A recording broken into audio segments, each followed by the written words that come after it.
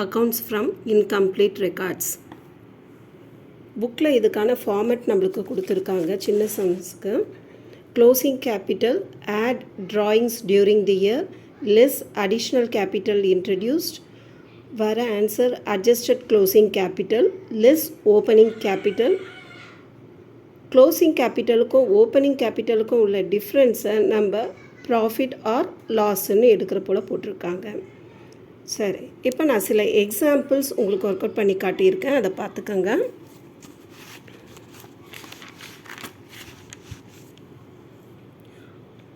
நம்ம பிஸ்னஸ் ஆரம்பிக்கும் போது ஓப்பனிங்கில் கேபிட்டல் எவ்வளோ இன்வெஸ்ட் பண்ணியிருக்கோம்னா 1 lakh. பர்சனல் யூஸ்க்காக 20,000 வித்ட்ரா பண்ணியிருக்கோம். க்ளோசிங்கில் நம்ம கையில் கேபிட்டல்னு 80,000 இருக்குது. இதை 2 மெத்தடில் நான் ஒர்க் அவுட் பண்ணியிருக்கேன், அதை கொஞ்சம் கவனிச்சிக்கோங்க. Opening capital 1 lakh. 1 lakhலேருந்து நம்ம எவ்வளோ வித்ட்ரா பண்ணிடுறோன்னா 20,000 வித்ட்ரா பண்ணிடுறோம். அப்போ நம்ம கையில் க்ளோசிங்கில் எவ்வளோ இருக்கும்? 80,000. அதாவது மைனஸ் பண்ணால் தான் க்ளோசிங்கில் இருக்கக்கூடிய அமௌண்ட் நம்மளுக்கு தெரியும். அப்போது ஓப்பனிங் கேபிட்டல்லேருந்து ட்ராயிங்ஸை என்ன செய்யணுன்னா மைனஸ் பண்ணணும். ரெண்டாவது மெத்தட் க்ளோசிங் கேபிட்டல் 80,000. இந்த க்ளோசிங் கேபிட்டல்லேருந்து நம்ம எதை கண்டுபிடிக்க போகிறோன்னா ஓப்பனிங் கேபிட்டல் கண்டுபிடிக்க போகிறோம். அப்போது ஓப்பனிங் கேபிட்டல் கண்டுபிடிக்கணுன்னா ட்ராயிங்ஸை என்ன செய்யணுன்னா ஆட் பண்ணணும். இப்போது 80,000 நம்ம க்ளோசிங்கில் போட்டிருக்கோம். ட்ராயிங்ஸ் 20,000 ஆட் பண்ணால் தான் ஓப்பனிங்கில் நம்ம எவ்வளோ கேபிட்டல் இன்வெஸ்ட் பண்ணியிருக்கோன்றது நம்மளுக்கு தெரிய வரும். அப்போது க்ளோசிங் கேபிட்டல் 80,000 ஆட் ட்ராயிங்ஸ் 20,000. அப்போ ஓப்பனிங்கில் கேபிட்டல் எவ்வளோ இருந்திருக்கும்? 1 lakh. அப்போ க்ளோசிங் கேபிட்டல் கூட ட்ராயிங்ஸை என்ன செய்யணும்னா ஆட் பண்ணி காட்டணும். Next opening capital 1 lakh, additional capital 50,000, closing capital 1,50,000. இப்போ நம்ம என்ன செய்கிறோன்னா க்ளோசிங் கேபிட்டல் கண்டுபிடிக்க போகிறோம். ஓப்பனிங்கில் கேபிட்டல் 1 lakh இருக்குது.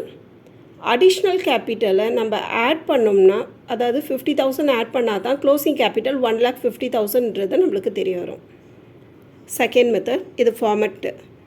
Closing capital 1,50,000. க்ளோசிங் கேபிட்டல்லேருந்து அடிஷ்னல் கேபிட்டலை மைனஸ் பண்ணால் தான் ஓப்பனிங் கேபிட்டல் எவ்வளோ இருக்குன்றது தெரிய வரும். அதாவது க்ளோசிங்கில் 1,50,000 இருக்குது, நடுவில் நம்ம 50,000 அடிஷ்னல் கேபிட்டலாக எடுத்துகிட்டு வந்திருக்கோம். அப்போது ஓப்பனிங்கில் எவ்வளோ இன்வெஸ்ட் பண்ணியிருப்போம்? 1 lakh. அப்போ க்ளோசிங் கேபிட்டல்லேருந்து அடிஷ்னல் கேபிட்டலை என்ன செய்யணுன்னா மைனஸ் பண்ணணும். ட்ராயிங்ஸை என்ன செய்யணுன்னா ஆட் பண்ணணும். அப்படி ஆட் பண்ணி காமிச்சா தான் நம்மளுக்கு என்ன தெரியும்னா ஓப்பனிங் கேபிட்டல் தெரியும். அதாவது ட்ராயிங்ஸை ஆட் பண்ணால் தான் ஓப்பனிங் கேபிட்டல் தெரியும். அதே போல் அடிஷ்னல் கேபிட்டலை க்ளோசிங் கேபிட்டல்லேருந்து மைனஸ் பண்ணால் தான் ஓப்பனிங் கேபிட்டல் என்னன்றது நம்மளுக்கு தெரிய வரும். இப்போ ஃபார்மேட்டுக்கு போகலாம். First some.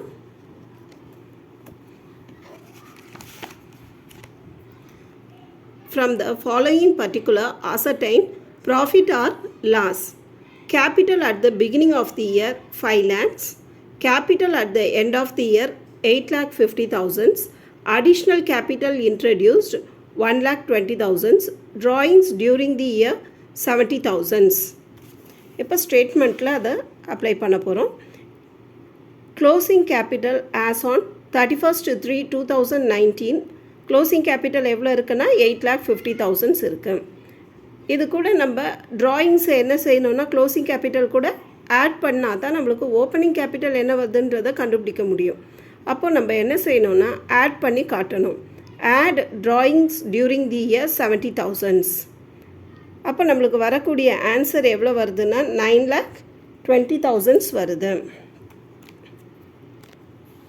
Next additional capital எவ்வளோ கொடுத்துருக்காங்கன்னா 1,20,000 கொடுத்துருக்காங்க. அடிஷ்னல் கேபிட்டல் வந்தால் க்ளோசிங் கேபிட்டல்லேருந்து அதை என்ன செய்யணுன்னா மைனஸ் பண்ணணும். இப்போ ஃபார்மேட்டை பாருங்கள். இப்போது க்ளோசிங் கேபிட்டலையும் ட்ராயிங்ஸையும் ஆட் பண்ணால் 9,20,000 வருது. Additional capital 1,20,000. அப்போ அதை அட்ஜஸ்ட் பண்ணோம்னா, அதாவது மைனஸ் பண்ணோம்னா நம்மளுக்கு வரக்கூடிய ஆன்சர் 8 lakhs வந்திருக்கு. அதை நம்ம என்னென்னு எடுத்துக்கிறோன்னா அட்ஜஸ்டட் க்ளோசிங் கேபிட்டல்னு எடுத்துக்கிறோம். Less opening capital. Adjusted closing கேபிட்டலுக்கும் ஓப்பனிங் கேபிட்டலுக்கும் உள்ள டிஃப்ரென்ஸை நம்ம ப்ராஃபிட் ஆர் லாஸ்ன்னு எடுத்துக்கணும். எப்படி ப்ராஃபிட் ஆர் லாஸ்ன்னு எடுத்துக்கணுன்னா க்ளோசிங்கில் அதாவது ஓப்பனிங்கை விட க்ளோசிங் அமௌண்ட் அதிகமாக இருந்ததுன்னா ப்ராஃபிட், ஓப்பனிங்கை விட க்ளோசிங் குறைவாக இருந்ததுன்னா லாஸ். அதாவது நம்ம இன்வெஸ்ட் பண்ண பணம் குறைஞ்சிடுச்சுன்னு அர்த்தம். எப்போ குறையும்? பிஸ்னஸில் லாஸ் வந்தால் தான் குறையும். அதே போல் ஓப்பனிங்கை விட க்ளோசிங் அதிகமாக இருக்குன்னா எப்போ அதிகமாகும்? பிஸ்னஸ் நல்ல விதமாக ரன் ஆகி நம்மளுக்கு ப்ராஃபிட் வந்தால் தான் க்ளோசிங் கேபிட்டல் இன்க்ரீஸ் ஆகும். ஓகேவா? இப்போ 8 lakhsலேருந்து 5 lakhs மைனஸ் பண்ணோம்னா, அதாவது டிஃப்ரென்ஸ் பார்த்தோம்னா நம்மளுக்கு வரக்கூடிய ஆன்சர் என்னென்னா 3 lakhs. அது profit made during the year அப்படின்னு போட்டுக்கணும். இதே ப்ராப்ளத்தை சும்மா ஒர்க்கிங் மாதிரி போட்டிருக்கேன், கொஞ்சம் பார்த்துக்கோங்க. Opening capital 5 lakhs, add additional capital 1,20,000. அப்போ நம்ம கையில் எவ்வளோ இருக்கும்? ஓப்பனிங் ப்ளஸ் அடிஷ்னல் ரெண்டுத்தையும் ஆட் பண்ணோம்னா 6,20,000. ட்ராயிங்ஸ் நம்ம போட்ட கேபிட்டல்லேருந்து பர்சனல் யூஸ்க்காக 70,000 வித்ட்ரா பண்ணிடுறோம். அப்போ அட்ஜஸ்டட் க்ளோசிங் கேபிட்டல் எவ்வளோ வருதுன்னா 5,50,000 வருது.